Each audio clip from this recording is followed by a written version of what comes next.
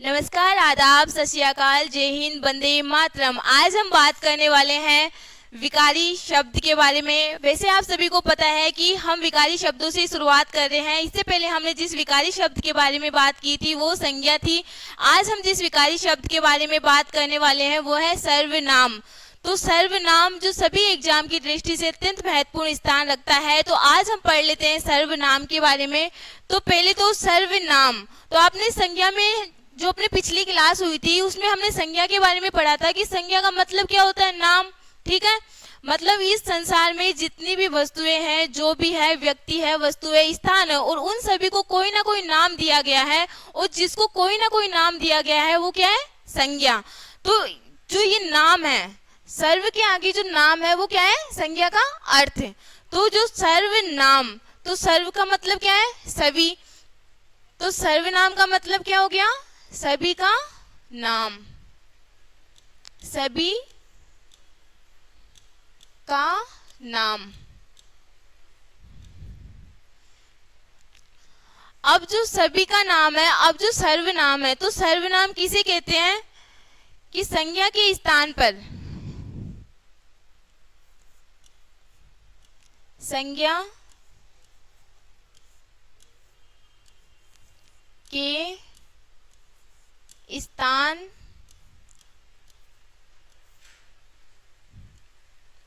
पर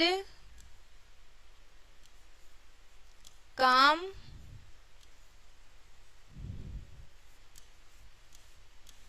आने वाले शब्दों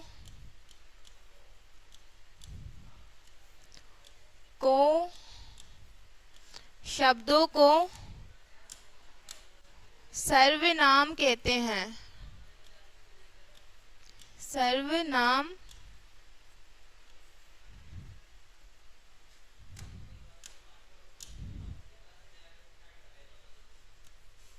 कहते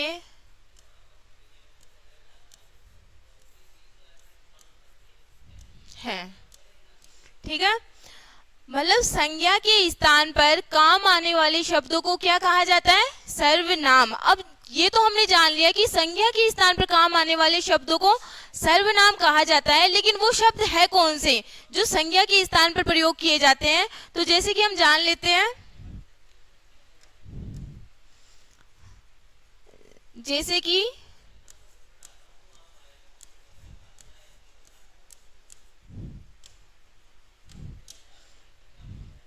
कि यह, वह,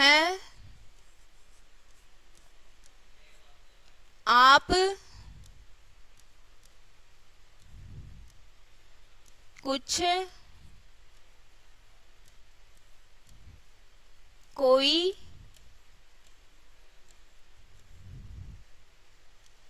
इत्यादि।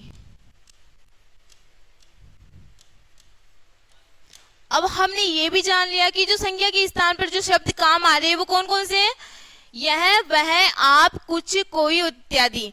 लेकिन ये हम जानेंगे कैसे कि जो संज्ञा के स्थान पर जो शब्द काम आ रहे हैं तो वो कैसे प्रयोग किए जाते हैं। तो एक उदाहरण के रूप में हम जान लेते हैं। जैसे कि मैंने एक उदाहरण लिया,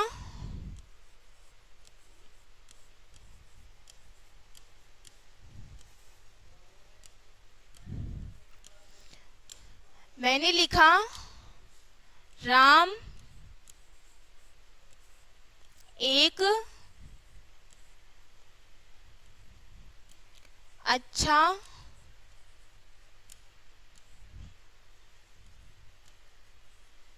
लड़का है, वह कक्षा में प्रथम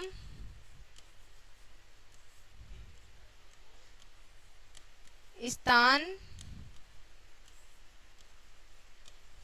पर आता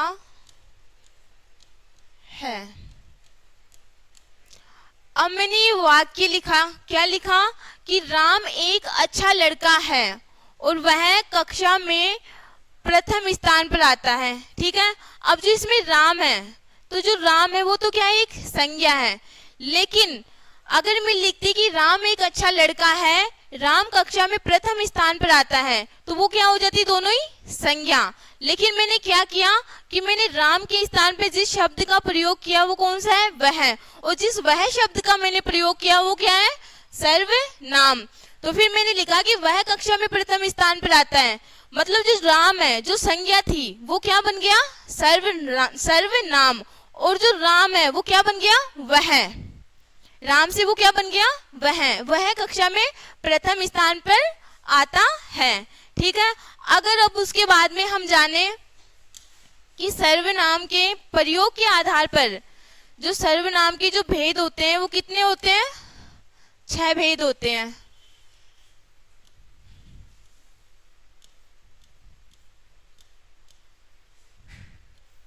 अब जो सर्वनाम के जो 6 भेद होते हैं, तो सर्वनाम के जो 6 भेद होते हैं वो कौन कौन से हैं उसके बारे में हम जान लेते हैं।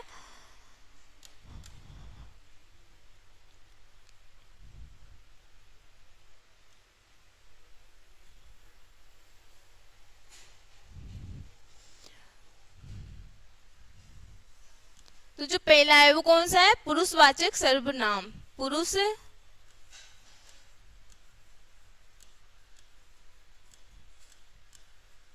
वाचक, पुरुषवाचक सर्वनाम।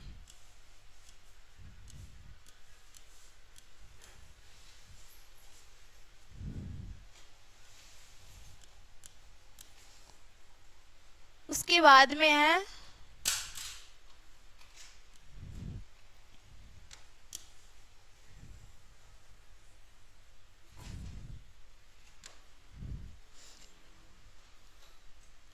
जो पहला है वो कौन सा है, पुरुषवाचक सर्वनाम।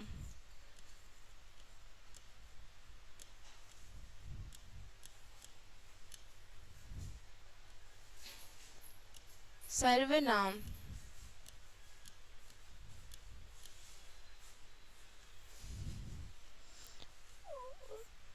उसके बाद में है निजवाचक सर्वनाम।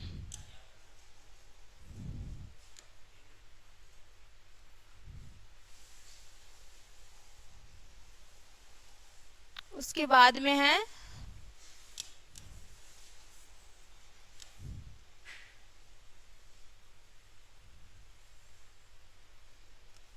निजवाचक सर्वनाम। निजवाचक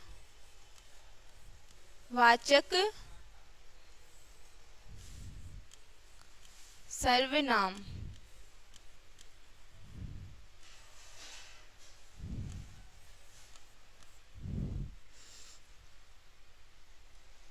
उसके बाद है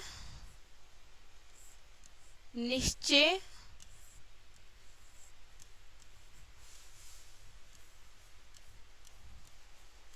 वाचक सर्वनाम। निश्चयवाचक सर्वनाम।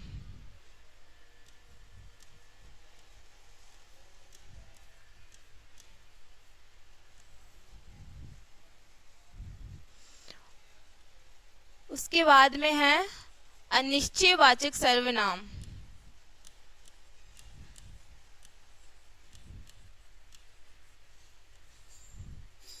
अनिश्चयवाचक सर्वनाम।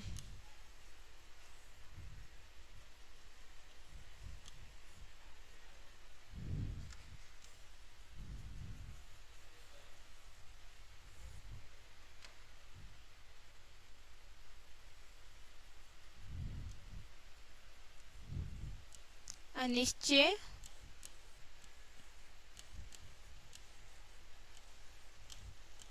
वाचक सर्वनाम। अनिश्चयवाचक सर्वनाम।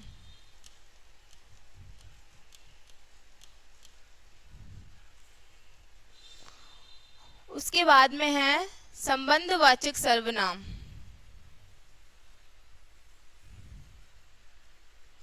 संबंध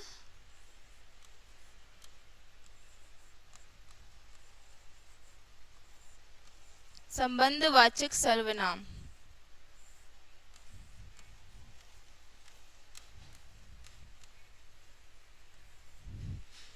और जो अपना लास्ट है वो क्या है, प्रश्नवाचक सर्वनाम।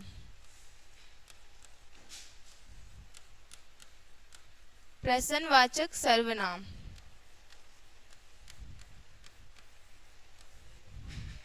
ठीक है। अब हमने जाना कि जो सर्वनाम है तो प्रयोग के आधार पर सर्वनाम कितने प्रकार के हैं, 6 प्रकार के। और जो 6 प्रकार के सर्वनाम है वो कौन कौन से हैं, जो अपना पहला है वो कौन सा है, पुरुषवाचक सर्वनाम। उसके बाद है अपना निजवाचक सर्वनाम। जो अपना तीसरा है वो कौन सा है, निश्चयवाचक सर्वनाम। उसके बाद में है अनिश्चयवाचक सर्वनाम। फिर है संबंधवाचक सर्वनाम। और जो अपना लास्ट है वो कौन सा है, प्रश्नवाचक सर्वनाम। अगर हम सबसे पहले जाने कि जो पुरुषवाचक सर्वनाम है वो किसे कहते हैं, तो पुरुषवाचक सर्वनाम किसे कहा जाता है कि जिस पुरुष या स्त्री की जगह जिन शब्दों का प्रयोग किया जाता है उसे क्या कहा जाता है, पुरुषवाचक सर्वनाम। जैसे कि हम जान लेते हैं कि पुरुषवाचक सर्वनाम में कौन कौन से शब्दों का प्रयोग किया जाता है। तो पुरुषवाचक सर्वनाम में आता है मैं,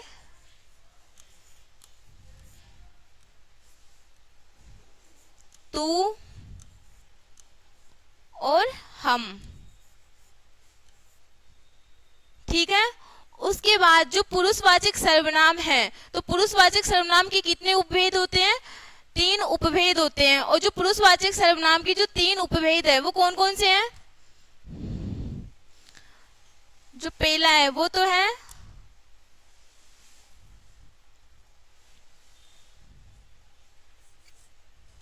उत्तम पुरुष। जो अपना पहला है वो कौन सा है, उत्तम पुरुष।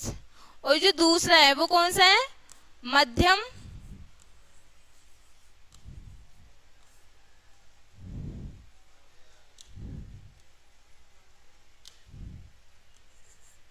मध्यम पुरुष। और जो तीसरा है वो कौन सा है, अन्य पुरुष।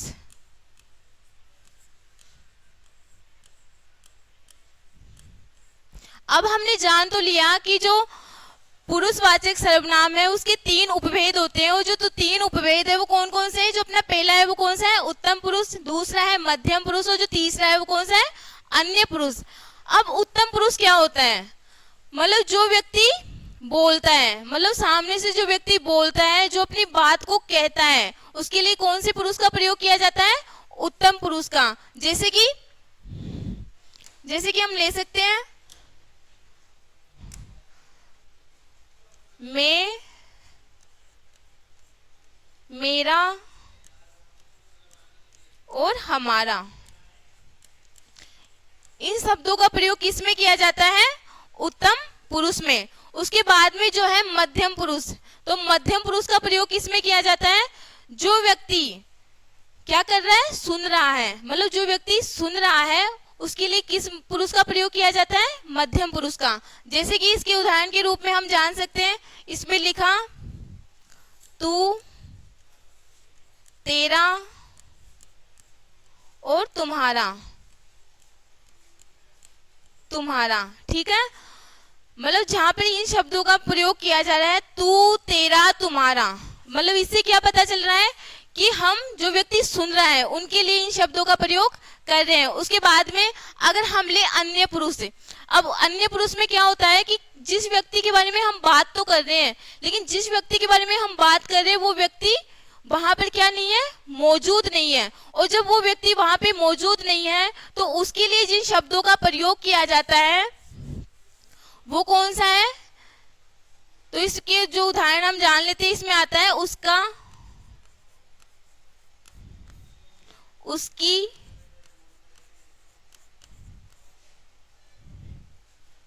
उनकी इत्यादि। अब हमने अन्य पुरुष में क्या किया कि हमने बात की कि जिस व्यक्ति के बारे में हम बात कर रहे हैं वो वहां पे क्या है, मौजूद नहीं है, मतलब हम उसके बारे में बात तो कर रहे हैं लेकिन वो वहाँ पे शामिल नहीं है, मतलब वो वहाँ पे उपस्थित नहीं है। और जब हम उसके बारे में बात कर रहे हैं तो हम क्या कर रहे हैं, उसका, ठीक है, उसका, उसकी, मतलब वो वहाँ पे मौजूद नहीं है, इसलिए हम उसके लिए जो शब्दों का प्रयोग कर रहे हैं वो कौन कौन से हैं, जैसे कि उसका, उसका, उनकी इत्यादि, ठीक है। उसके बाद में अगर हम बात करें तो अब हम बात कर लेते हैं निश्चयवाचक सर्वनाम, निजवाचक सर्वनाम के बारे में।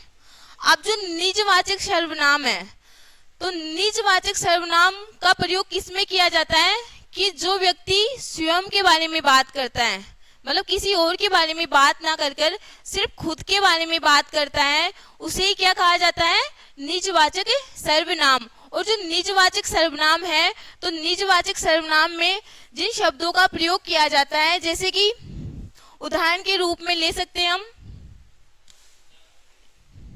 जैसे कि मैंने लिया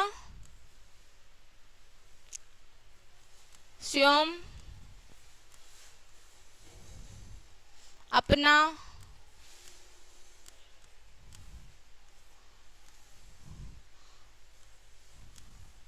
या फिर आप, ठीक है। मतलब जहां पर केवल अपने बारे में बात की जाती है उसे ही क्या कहते हैं, निजवाचक सर्वनाम। जैसे कि उदाहरण के रूप में हम ले सकते हैं, जैसे कि मैंने लिया कि मैं अपना काम स्वयं करूंगी, मैंने ले लिया कि मैं अपना काम स्वयं करूंगी, मैं अपना काम स्वयं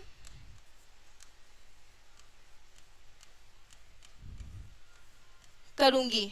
अब जहां पर मैंने ये ले लिया कि मैं अपना काम स्वयं करूंगी, मतलब इसमें मैंने किसकी बात की, इस वाक्य में मैंने खुद के बारे में बात की कि मैं अपना काम खुद कर सकती हूँ, मुझे किसी और की आवश्यकता नहीं है। तो मैंने क्या लिया, इसमें अपने बारे में ली, अपने बारे में बात की, और जहां पे अपने बारे में बात की जाती है उसे ही क्या कहते हैं, निजवाचक सर्वनाम। अगर हम कोई एक उदाहरण और ले लेते हैं, जैसे मैंने लिया, जैसे मैं लिखूं कि मैं खुद चली जाऊंगी। अब मैंने क्या लिख दिया कि मैं खुद चली जाऊंगी, मतलब जैसे कि मुझे कहीं जाना है, ठीक है।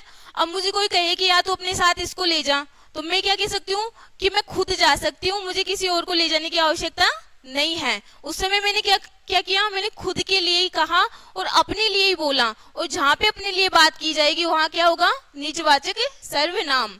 उसके बाद अगर हम बात करें निश्चयवाचक सर्वनाम की, तो निश्चयवाचक सर्वनाम किसे कहा जाता है, निश्चयवाचक सर्वनाम उसे कहा जाता है कि जब हम पास की वस्तु या फिर किसी दूर की वस्तु के बारे में बात करते हैं, ठीक है। जहां पे पास की वस्तु और दूर की वस्तु के बारे में बात की जाती है उसे क्या कहा जाता है, निश्चयवाचक सर्वनाम।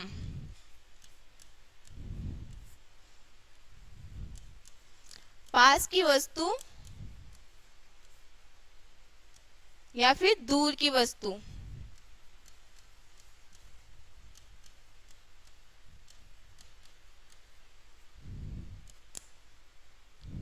अब मैंने ये तो कह दिया कि जो निश्चयवाचक सर्वनाम है उसमें जहां पास की वस्तु और दूर की वस्तु के बारे में बात की जाती है वही निश्चयवाचक सर्वनाम है। लेकिन मतलब निश्चय का मतलब होता है कि ये चीज है, मौजूद है, ये मतलब ये स्थायी है, मतलब ये है ही, ये प्रत्यक्ष रूप में मौजूद है, उसे क्या कहा जाता है, निश्चयवाचक सर्वनाम। जैसे कि हम ले सकते हैं इसमें जिस शब्दों का प्रयोग किया जाता है उसमें क्या आते हैं, उसमें आता है यह और वह। अब मैंने इसमें लिख दिया कि निश्चयवाचक सर्वनामों में जिन शब्दों का प्रयोग किया जाता है उसमें क्या आता है, उसमें आता है यह और वह। लेकिन यह का प्रयोग कब किया जाता है, यह का प्रयोग जब किया जाता है जब हम किसी पास की वस्तु के बारे में बात कर रहे होते हैं, कि जब भी हम किसी पास की वस्तु के बारे में बात करेंगे तो हम किसका प्रयोग करेंगे, यह शब्द का। लेकिन अगर हमें किसी दूर की वस्तु के बारे में बात करनी है तो दूर की वस्तु के बारे में जब हम बात करेंगे तो हम कौन से शब्द का प्रयोग करेंगे? वह का। ठीक है, जैसे कि उदाहरण के रूप में हम जान भी लेते हैं। जैसे मैंने लिखा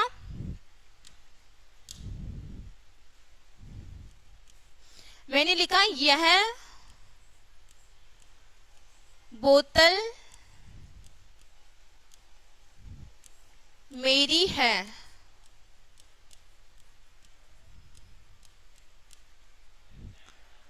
या फिर मैं दूसरा उदाहरण और ले लेती हूं। मैंने लिया कि वह पेन मेरा है।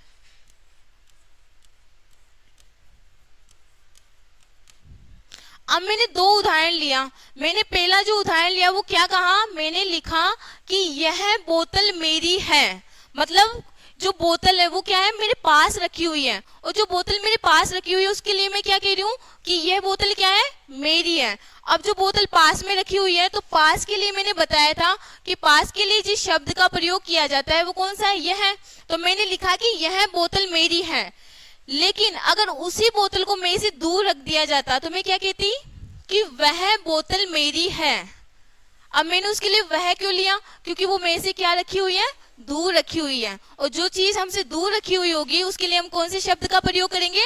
वह का। जैसे मैंने लिया कि वह पेन मेरा है, मतलब जो पेन है वो क्या है? मुझसे दूर रखा हुआ है। ठीक है, तो मैंने क्या किया कि वह पेन मेरा है। लेकिन अगर वही पेन मेरे पास में रखा हुआ होता तो मैं उसको उठा के क्या कहती? कि यह पेन मेरा है। ठीक है, मतलब निश्चयवाचक सर्वनाम वही होता है जो पास और दूर की वस्तु के बारे में बताता है। और जो पास और दूर के शब्द है वो कौन सा है? यह और वह। मतलब जहाँ पे पास की वस्तुओं का बोध हो वहां पे यह लगेगा, और जहाँ पे दूर की वस्तुओं के बारे में हम बताएंगे तो वहां पे क्या लगाना है? वह। उसके बाद अगर हम बात करें अनिश्चयवाचक सर्वनाम की, तो अनिश्चयवाचक सर्वनाम क्या होता है? कि जिसके बारे में कोई फिक्स नहीं होता कि हम कौन सी वस्तु के बारे में बात कर रहे हैं, या फिर हम कौन से व्यक्ति के बारे में बात कर रहे हैं, या फिर हम कौन सी जगह के बारे में बात कर रहे हैं। मतलब जो निश्चित नहीं है उसे क्या कहते हैं? अनिश्चयवाचक सर्वनाम। निश्चयवाचक में तो मतलब हमें पता चल जाता था कि हम इस चीज के बारे में बात कर रहे हैं। जैसे कि हमने बोतल और पेन के बारे में बात की तो सीधे सीधे पता चल रहा है कि हमने बोतल और पेन की बात की। लेकिन अनिश्चयवाचक में क्या होता है कि हमें पता नहीं चलता कि हम कौन सी वस्तु के बारे में बात कर रहे हैं। कैसे? जैसे कि इसमें आता है, जैसे अगर हम इसमें ले लें, मैंने इसमें जो शब्द प्रयोग किए जाते हैं निश्चय में वो है कुछ या फिर कोई। कुछ या फिर कोई। अब मैंने ये दो शब्द लिए,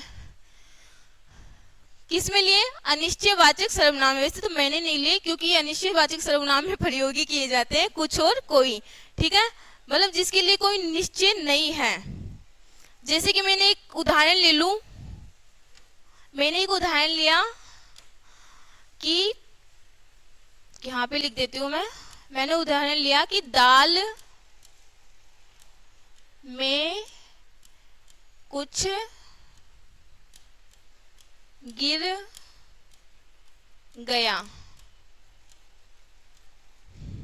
या फिर मैं लिखूं एक उदाहरण और,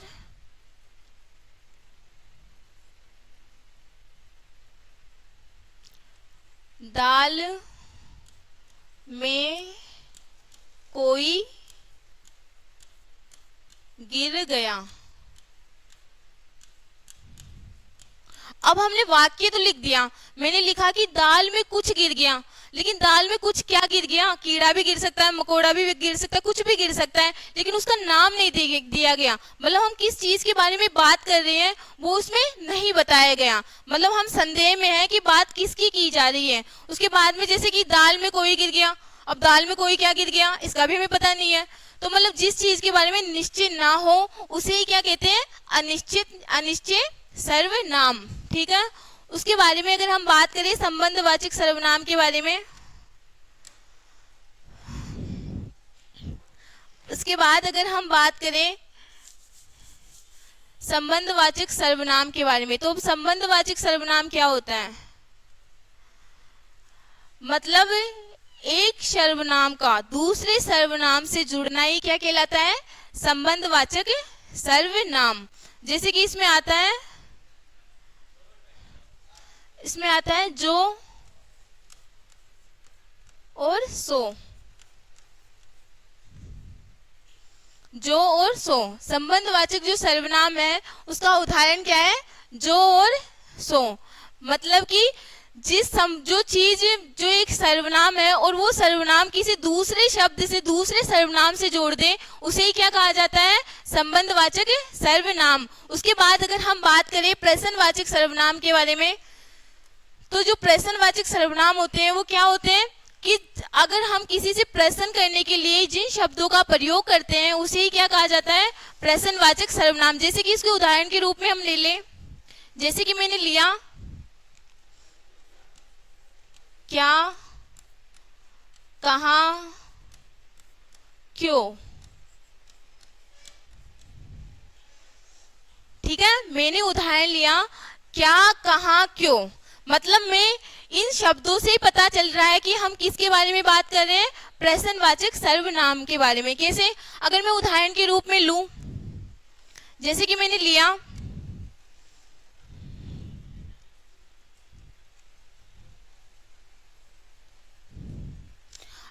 मैंने ले लिया कि आप कहाँ जा रहे हो। ठीक है, मैंने कहा कि आप कहाँ जा रहे हो। आप कहाँ जा रहे हो। मतलब मैं किसी से प्रश्न कर रही हूं कि आप कहाँ जा रहे हो, और जहां पे कहाँ, क्यों, कैसे पूछा जाता है, प्रश्न से संबंधित जो शब्द पूछे जाते हैं या जो वाक्य किए जाते हैं उसे ही क्या कहा जाता है? प्रश्नवाचक सर्वनाम। अब हमने सर्वनाम के 6 भेदों के बारे में तो पढ़ लिया, लेकिन हमें ये भी तो जानना जरूरी है ना कि सर्वनाम मुख्य रूप से जो सर्वनामों की जो संख्या होती है वो कितनी होती है। तो अपने जो सर्वनाम है हिंदी में, जो पूरे सर्वनाम है वो कितने माने गए हैं? 11। कितने सर्वनाम माने गए हैं? 11। और जो 11 सर्वनाम है वो कौन कौन से हम जान लेते हैं।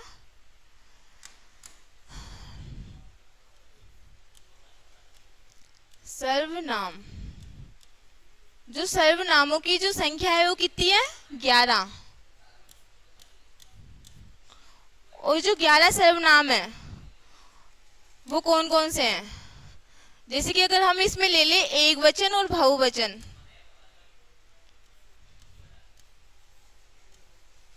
एक वचन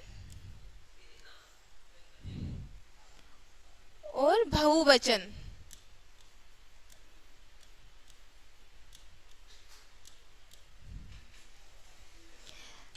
अब जो 11 सर्वनाम है उसमें हम सबसे पहले ले लेते हैं, जैसे मैंने लिया मैं। अगर किसी एक व्यक्ति के बारे में बात की जा रही है, अगर किसी एक व्यक्ति के बारे में बात की जा रही है तो हम किसका प्रयोग करेंगे? मैं का। लेकिन बहुवचन, बहुवचन मतलब मैं का क्या हो गया? हम। मतलब हम 2 से अधिक व्यक्तियों के बारे में बात कर रहे हैं तो वहां पे मैं का क्या हो जाएगा? हम। हम मतलब बहुवचन। उसके बाद में अगर हम ले कि मैंने लिया तू। अब जो तू है, तू का प्रयोग किसमें किया जाता है? एक वचन में। लेकिन अगर मैं लिखूं तुम, तुम में क्या होता है? जहां पे बहुत सारे लोग आ जाते हैं। उसके बाद अगर मैं लूं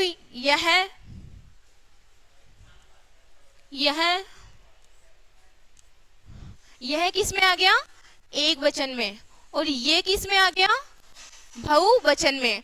उसके बाद अगर मैं लूं वह, अब जो वह है वो किस में है? एक वचन में। और मैं लिखूं वे, तो वे किस में है? बहुवचन में। मैंने लिखा सो, सो का मतलब क्या हो गया? एक वचन में।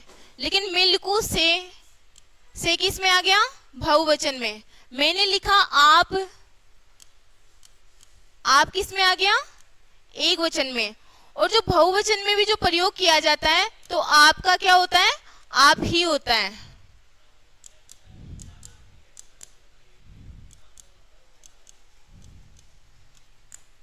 आपका क्या होता है, आप ही होता है। उसके बाद में मैंने लिया जो। अब जो है, जो ये एक वचन में भी प्रयोग किया जाता है और ये जो ही किस में प्रयोग किया जाता है, बहुवचन में भी। फिर मैंने लिखा कुछ। कुछ किस में आ गया, एक वचन में। फिर मैंने लिखा कुछ, तो ये किस में आ गया, बहुवचन में। उसके बाद मैं लिखूं अगर कौन।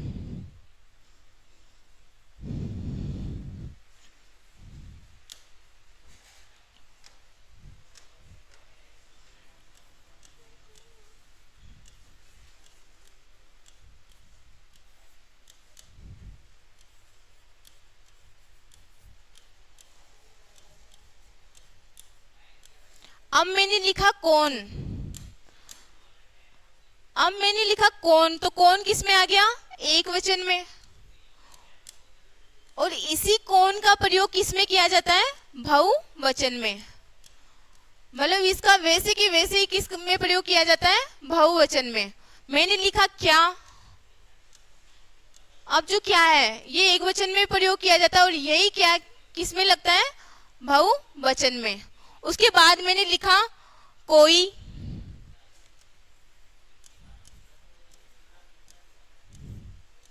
अब कोई, यही कोई का प्रयोग एक वचन में भी किया जाएगा और यही कोई का प्रयोग बहुवचन में भी किया जाएगा। अब हमने जो सर्वनामों की जो टोटल संख्या है वो कितनी है, 11। ठीक है, और 11 सर्वनामों के बारे में हमने जान लिया कि जो 11 सर्वनाम है वो कौन कौन से, 1 2 3 4 5 6 7 8 9 10 11। ठीक है, और जो वो 11 सर्वनाम है वो कौन कौन से हैं। जो पहला है वो क्या है, मैं, तू, यह, वह, सो, आप, जो, कुछ, कौन, क्या, कोई। ये जितने भी 11 है वो किसकी संख्या है, सर्वनामों की। अपने हिंदी में जो सर्वनामों की कुल संख्या मानी गई है वो कितनी मानी गई है, 11। लेकिन हम एक बात और जान लेते हैं कि जो सर्वनाम है, तो सर्वनाम में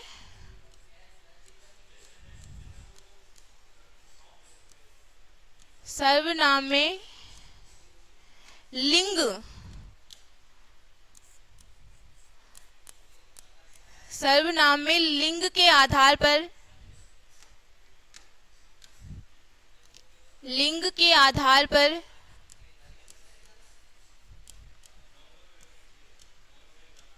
रूपांतरण नहीं होता।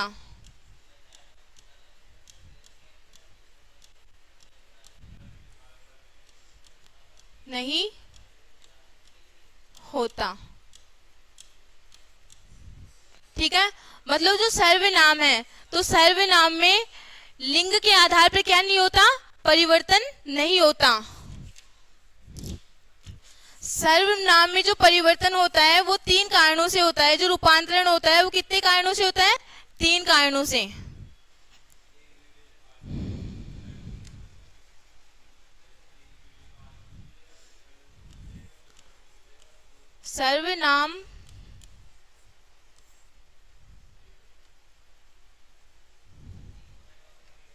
सर्वनाम में रूपांतरण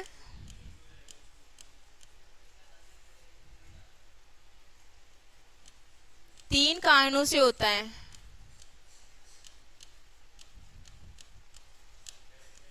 कारणों से होता है।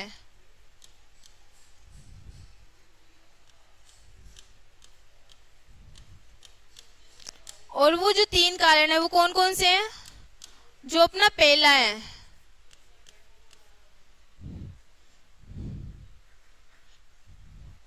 वो है पुरुष।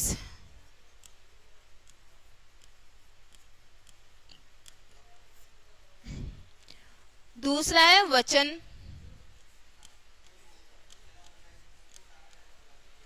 और जो तीसरा है वो क्या है, कारक।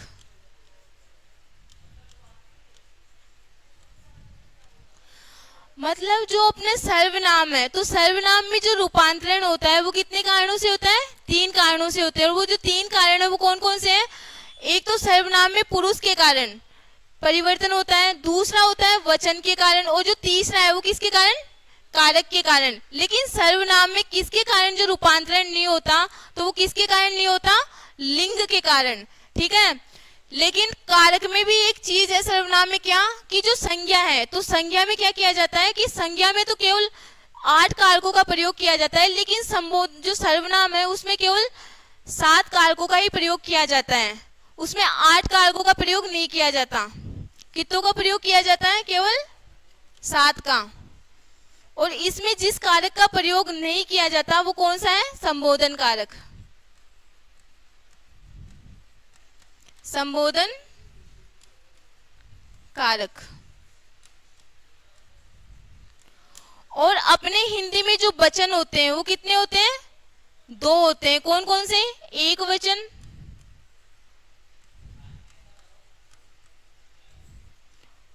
और जो दूसरा है वो कौन सा है? बहुवचन।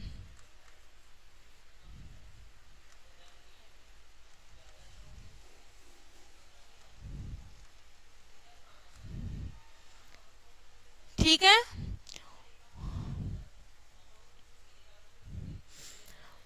अब हमने जाना सर्वनाम के बारे में, हमने विस्तार से जान लिया, लेकिन हम एक बार वापस से दोहरा लेते हैं। सबसे पहले हमने बात की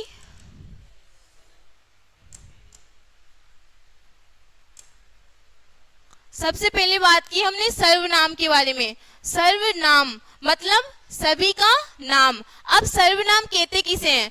तो संज्ञा के स्थान पर जिन शब्दों का प्रयोग किया जाता है उसे क्या कहा जाता है? सर्वनाम। और सर्वनाम में जो शब्द आते हैं वो कौन कौन से हैं? यह, वह, आप, कुछ, कोई इत्यादि। ठीक है। फिर उसके बाद हमने इसका उदाहरण जान लिया कि सर्वनाम में कौन से शब्द किस किस प्रकार प्रयोग किए जाते हैं। उसके बाद में हमने जाना कि जो सर्वनाम है, तो सर्वनाम के प्रयोग के आधार पर कितने भेद होते हैं? तो सर्वनाम के प्रयोग के आधार पर जो भेद होते हैं वो कितने होते हैं? 6 होते हैं। और जो 6 होते हैं वो कौन कौन से हैं? एक तो है पुरुषवाचक सर्वनाम, निजवाचक, अनिश्चयवाचक, अनिश्चयवाचक, संबंधवाचक और प्रश्नवाचक सर्वनाम। उसके बाद हमने इनके बारे में जान लिया कि किस प्रकार से किस सर्वनाम का प्रयोग किया जाता है। उसके बाद में हमने जाना कि जो सर्वनाम है, तो सर्वनाम हिंदी में मुख्य रूप से कितने प्रकार के होते हैं? 11 प्रकार के होते हैं। और जो वो 11 प्रकार की सर्वनाम है वो कौन कौन से हैं?